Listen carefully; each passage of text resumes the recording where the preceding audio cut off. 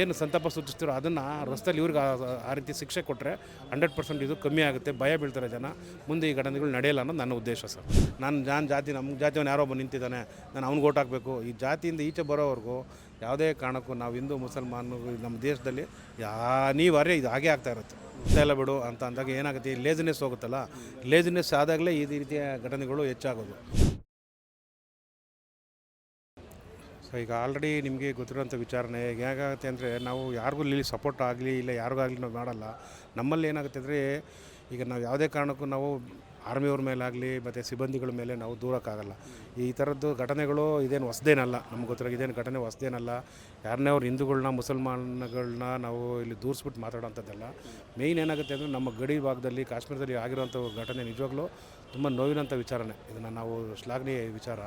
So ಹೀಗಾಗಿ ನಾವು ಹೇಳೋದೇನೆಂದರೆ, ಇದಕ್ಕೆ ಇದು ಯಾವುದೂ ಇದು ರಿಪೀಟ್ ಆಗಬಾರ್ದು ಅನ್ನೋ ಒಂದು ಉದ್ದೇಶಕ್ಕೆ ನಾವು ಒಂದು ತುಂಬ ವಿಶೇಷವಾದಂಥೊಂದು ಸಮಿತಿನ ಸ್ಥಾಪನೆ ಮಾಡಿ, ತಪ್ಪಿರೋಸ್ತರು ಯಾರು ಇರ್ತಾರೆ ಅವ್ರಿಗೆ ತುಂಬ ದೊಡ್ಡ ಮಟ್ಟದಲ್ಲಿ ಒಂದು ಶಿಕ್ಷೆ ಕೊಟ್ಟರೆ ಅದು ಬೇರೆಯವ್ರಿಗೆ ಅರಿವನ್ನ ಮೂಡಿಸುತ್ತೆ.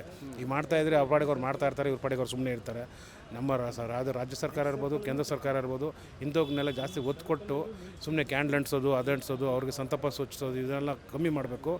ಯಾರು ಈ ಥರ ಕೆಲಸ ಮಾಡಿರ್ತಾರೋ ಅವ್ರನ್ನ ರಸ್ತೆಗೆ ಹೇಳೋದು, ಏನು ಸಂತಾಪ ಸೂಚಿಸ್ತಿರೋ ಅದನ್ನು ರಸ್ತೆಯಲ್ಲಿ ಇವ್ರಿಗೆ ಆ ರೀತಿ ಶಿಕ್ಷೆ ಕೊಟ್ಟರೆ 100% ಇದು ಕಮ್ಮಿ ಆಗುತ್ತೆ, ಭಯ ಬೀಳ್ತಾರೆ ಜನ, ಮುಂದೆ ಈ ಘಟನೆಗಳು ನಡೆಯಲ್ಲ ಅನ್ನೋದು ನನ್ನ ಉದ್ದೇಶ ಸರ್.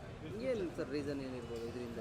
ಬರೀ ಹಿಂದೂಗಳನ್ನೇ ಟಾರ್ಗೆಟ್ ಮಾಡಿ, ನೀವು ಹಿಂದೂನಾ ಮುಸ್ಲಿಮ್ ಅಂತ ಕೇಳಿ ಹಿಂದೂಗಳನ್ನ ಶೂಟ್ ಮಾಡೋದು, ಏನು ರೀಸನ್ ಇದೆ ಸರ್? ಅದೇ ಹೇಳ್ದಲ್ಲ, ಈಗ ಏನಾಗುತ್ತೆ ಅಂದರೆ, ಎಲ್ಲರೂ ಒಂದು ಒಮ್ಮತದಲ್ಲಿರ್ತಾರೆ. ಈ ರೀತಿ ಮಾಡೋದ್ರಿಂದ ಏನಾಗುತ್ತೆ, ಒಂದು ರಾಜಕೀಯವಾಗಿ ಬೇಳೆ ಬೇಯಿಸ್ಕೊಳ್ಳೋವಂಥದ್ದು ಉದ್ದೇಶ ಇದ್ದೇ ಇರುತ್ತೆ. ಅದು ನಿಮ್ಗೆ ಗೊತ್ತಿರೋವಂಥದ್ದು. ಇವತ್ತು ರಾಜಕೀಯ ನಡೀತಿರೋದು ಯಾವುದೇ ಎಲೆಕ್ಷನ್ ಇರ್ಬೋದು, ಚುನಾವಣೆ ನಡೀತಿರೋದೇ ಜಾತಿ ಪ್ರಮಾಣದ ಮೇಲೆ, ಜಾತಿ ಮೇಲೆ, ಮುಸ್ಲಿಂ ಆಧಾರದ ಮೇಲೆ, ಹಿಂದೂ ಆಧಾರದ ಮೇಲೆ, ಕ್ರಿಶ್ಚಿಯನ್ ಆಧಾರದ ಮೇಲೆ. ಅದ್ರ ಬಿಟ್ಟರೆ ಬೇರೆ ಇನ್ನೇನು ನನಗೆ ಗೊತ್ತಿರೋ ಥರ ಇಲ್ಲ. ಪ್ರತಿಯೊಬ್ಬರಿಗೆ ನಾನು ಗೌಡ ಅಂದರೆ ನಾನು JDSಗೆ ಓಟ್ ಹಾಕಬೇಕು, ನಾನು ಮೈಂಡ್ಸೆಟ್ ಮಾಡ್ಕೊಂಡಿರ್ತಾರೆ. ಆ ಮೈಂಡ್ಸೆಟ್ಟಿಂದ ಈಚೆ ಬರಬೇಕು ಜನ. ಆ ಮೈಂಡ್ಸೆಟ್ಟಿಂದ ಈಚೆ ಬಂದರೆ ಮಾತ್ರನೇ ಇವನ್ನೆಲ್ಲ ನಾವು ಮಾಡಬಹುದು. ಅದನ್ನು ಬಿಟ್ಬಿಟ್ಟು ನಾನು ಜಾತಿ ನಮ್ಮ ಜಾತಿಯವನು ಯಾರೋ ಒಬ್ಬ ನಿಂತಿದ್ದಾನೆ, ನಾನು ಅವ್ನಿಗೆ ಓಟ್ ಹಾಕಬೇಕು, ಈ ಜಾತಿಯಿಂದ ಈಚೆ ಬರೋವರೆಗೂ ಯಾವುದೇ ಕಾರಣಕ್ಕೂ ನಾವು ಹಿಂದೂ ಮುಸಲ್ಮಾನ ನಮ್ಮ ದೇಶದಲ್ಲಿ ಅನಿವಾರ್ಯ ಇದು ಹಾಗೇ ಆಗ್ತಾ ಇರುತ್ತೆ. ಇವಾಗ ಅಲ್ಲಿ ಬಂದು ಜಮ್ಮು ಕಾಶ್ಮೀರ ಫೇಮಸ್ ಅಂದರೆ, ಈಗ ಟೂರಿಸ್ಟ್ಗಳು ಹೋಗ್ತಿರ್ತಾರೆ, ಬರ್ತಿರ್ತಾರೆ, ಅವ್ರು ರೆವಿನ್ಯೂ ಜನರೇಟ್ ಆಗೋದು ಇದರಿಂದ. ಹೌದು, ಇವ್ರಿಗೊಂದು ಸೇಫ್ಟಿ ಇವರು ಯಾಕೆ ಮಾಡಿಲ್ಲ ಅನ್ನೋದು ಅದೇ ಸರ್. ಈಗ ಏನಾಗುತ್ತೆ ಅಂದರೆ, ನಡೀತಾ ಇದೆ ಬಿಡು, ಹೆಂಗೆ ಹೋಗ್ತಾ ಇದೆ ಬಿಡು, ಏನು ಆಗ್ತಾಯಿಲ್ಲ ಬಿಡು ಅಂತ ಅಂದಾಗ ಏನಾಗುತ್ತೆ, ಈ ಲೇಜಿನೆಸ್ ಹೋಗುತ್ತಲ್ಲ, ಲೇಜಿನೆಸ್ ಆದಾಗಲೇ ಈ ರೀತಿಯ ಘಟನೆಗಳು ಹೆಚ್ಚಾಗೋದು.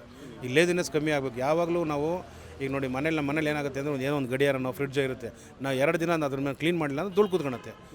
ನಮ್ದು ಏನಾಗುತ್ತೆ ಅಂದರೆ, ಡೈಲಿ ವಾಶ್ ಆಗ್ತಾ ಇರಬೇಕು, ಡೈಲಿ ಕೀ ಕೊಡ್ತಾ ಇರಬೇಕು, ಡೈಲಿ ಮಾನಿಟರ್ ಮಾಡ್ತಾ ಇರಬೇಕು, ಡೈಲಿ ನೋಡ್ತಾ ಇರಬೇಕು ಈ ಕೆಲಸ. ಈಗ ಆ ಪ್ರತಿಯೊಬ್ಬರಿಗೂ ನಾವು ನೋಡಿ ಅಬ್ಸರ್ವ್ ಮಾಡಿ ನೋಡಿ, ಎಲ್ಲೋ ಯಾವುದೋ ಆರ್ಮಿಯವರು ಯಾವುದೋ ಒಂದು ಟೈಮಲ್ಲಿ ಏನೋ ಒಂದು ಆದಾಗ ಅವ್ರಿಗೆ ನಾವು ಇದು ಮಾಡ್ತೀವಿ. ಅದು ಬಿಟ್ಟರೆ ಆರ್ಮಿಯವ್ರು ಬೇರೆ ಏನು ಕೆಲಸ ಮಾಡ್ತಾರೆ ಅಂತ ಯಾರೂ ಕೇಳಲ್ಲ. ಅಂದರೆ ನಾನು ಅವ್ರ ಬಗ್ಗೆ ಏನು ಮಾತಾಡ್ತಾ ಇಲ್ಲ. ನಮಗೆ ಪ್ರತಿದಿನವೂ ನಮ್ಮದೇ ಆದಂಥ ಒಂದು ಕೆಲಸ ಇರುತ್ತೆ. ಈಗ ನಾವು ಕೆಲಸ ಮಾಡ್ತಾಯಿದ್ದೀವಿ, ನೀವು ಕೆಲಸ ಮಾಡ್ತಾ ಇದ್ದೀರಾ. ನಾವು ಮಾಡ್ತಿರೋದು ಬೇಸಿಕ್ ಸಂಬಳಕ್ಕೆ ಇದ್ರೂ, ಬಟ್ ನಮ್ಮದೊಂದು ರೂಟೀನ್ ವರ್ಕ್ ಅದು. ಪ್ರತಿಯೊಬ್ಬರಿಗೂ ಅವ್ರದ್ದೇ ಆದಂಥ ಹುದ್ದೆ ಇರುತ್ತೆ. ನಾವು ಎಲ್ಲರಿಗೂ ನಾವು ಮರ್ಯಾದೆ ಕೊಡೋಣ, ಎಲ್ಲ ಹುದ್ದೆಗೂ ಒಂದು ಚಪ್ಪಲಿ ಹೊಲಿಯನಿಗೂ ಮರ್ಯಾದೆ ಕೊಡೋಣ.